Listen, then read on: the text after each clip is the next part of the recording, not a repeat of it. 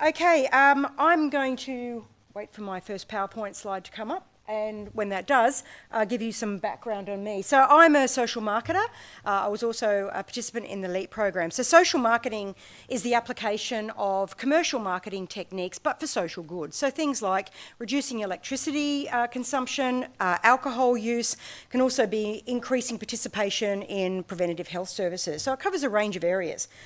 And one of the tools that I use within the technology area to work on behaviour change programs is gamification. And so I'm just going to give you a little bit of some of the science behind what we did and then end with some information from the Reduce Reduce program. And I'd also like to acknowledge that Tim Swinton sitting here was actually the project manager of that particular LEAP program. Okay. Do I just press this? Yep. Okay. So we're all interested in changing behaviour as part of the solution for energy efficiency and helping consumers. And we look for solutions that, I guess, address the disengaged in many ways. So what do you do when the behaviour is needed, but where there's total disinterest? People may know what they need to do, but motivating them to actually take action can be difficult because it's complex. The competition can be more appealing. Not doing something is the competition to spending a lot of time doing some searches and price comparisons. There's often a time lag for results. So you get on the new plan, you start being energy efficient, and in my case, I have to wait 3 months till I get a bill. By then I've completely forgotten what I've done. The kids have used the dryer after I've gone to bed at night, and then the bill arrives and you sort of can't isolate what's happened because of that time delay. And we know from psychological research that the closer you get the action to the reinforcement, that the more that becomes a powerful learning tool. There's a lack of relevance in many instances. People can't figure out what to do. They don't see it as relevant. I'm the same. Everyone's electricity bill is high. How am I any different to the rest of the world? And the bottom line is, as a marketer, what we get interested in is the value proposition. People will pay money for items as long as it delivers a value proposition to them. It's not about often price. It's, am I getting value for what I'm paying? And I think one of the things that we forget is people do everything for a good reason in their own mind. So not searching for electricity comparison prices offers a value proposition to people that is greater than saving money on the bill. And until we understand what is the value that people get, we're never going to come up with an appropriate solution or product that meets that value. So we decided to go digital. Well, why did we go digital? Well, first of all, it's everywhere. We were dealing with young renters. Now, do you know there's an app that you can use to quit? All you have to do is type in your boss's email, pick your reason for quitting, and it will send the appropriate SMS to the boss to say why you're quitting.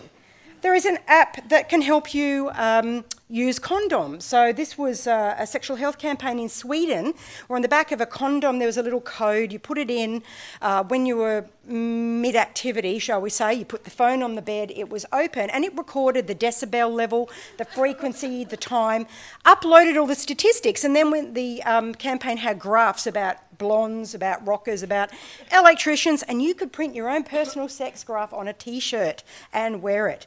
What it did was it started a conversation around using condoms of preventative health, and it was all done digitally. If you've got multiple boyfriends and girlfriends or spouses, and it's really tricky keeping track of the gifts, there's an app for that as well. And just in case you need reminding of how often to drink water, there is an app. So apps and digital technology are part of our life. If you're not considering using it, you are not going to be in the headspace of anyone under the age of 35. It's not a matter of should you do digital, but how should you do it?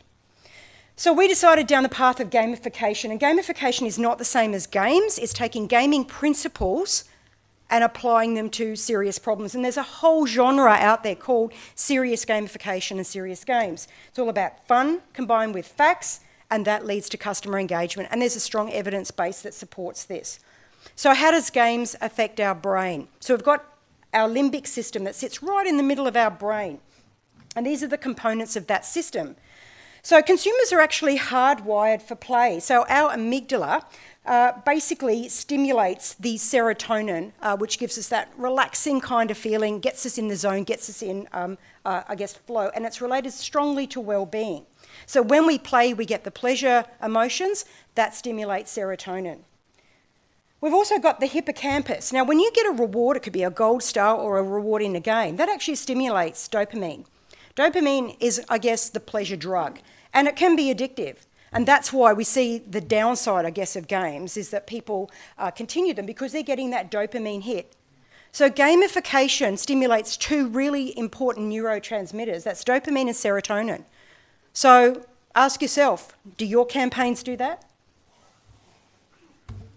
So basically, this particular process can stimulate motivation. It keeps people engaged in something where they're not going to see the payoff for a while. The gamification needs to create an opportunity to perform, and it needs to have abilities that translate in the real world. No point in having a great time and then nothing changes. So the Reduce Your Juice program we did needed to get that behaviour occurring in the real world. So games will provide autonomy, mastery, and social interaction. They are three really strong motivators of human behaviour. So why do they like it? Because it allows us to compete. We get rewarded for good behaviour. Participation makes us feel empowered. We had a very strong digital community around the program, and it gives us a social connection. So the program that I'm going to end with now was our CitySmart-led Reduce Your Juice program. So the barriers that we addressed specifically was disinterest in energy efficiency and in doing anything about it. We looked at the group level focus. We didn't focus on individuals. We got households involved. There is no point in segmenting our market at the individual level by doing campaigns at the individual level because electricity is consumed by households and it is paid for by the household. And that includes not just mum, dad and the kids, but all kinds of groups. And we knew there was a time lag between the behaviour and the outcome, and we needed to shorten that time frame. So I'm going to end now on a very short video that explains the outcomes of the program. And I can't click on that, but I'm assuming... Traditional programs, such as in-home visits, have had some success. But the question is, what more can we do? CitySmart have developed Reduce Your Juice, an innovative new energy efficiency behaviour change program, purpose-built for a new generation of digital natives. The program uses the strongest connection point for this unique group, their mobile phones. Around 9 in 10 under 35s own a smartphone and check it on average 56 times a day. Reduce Your Juice is an evidence-based program that was developed in collaboration with behavioural change experts at QUT. It taps into cutting-edge approaches to engage an audience otherwise disinterested in learning about energy efficiency. Reduce Your Juice is a unique ecosystem of games, social media community, email and SMS communications, designed to point users in the direction of their goal, to slash their energy bill. It's built around 3 core principles: make it fun, social and competitive, and uses both intrinsic and extrinsic rewards to motivate behaviour change. The results are truly impressive. Participants' power-saving habits improved by 23%. And on average, they saved $220 annually. Significant positive change towards energy consumption resulted in more manageable energy bills. The program has been well received, with positive feedback from participants via social media and email. Good way of reducing energy costs. I think everyone would benefit from this program. Opens your eyes to what is more important and how easy it can be to save.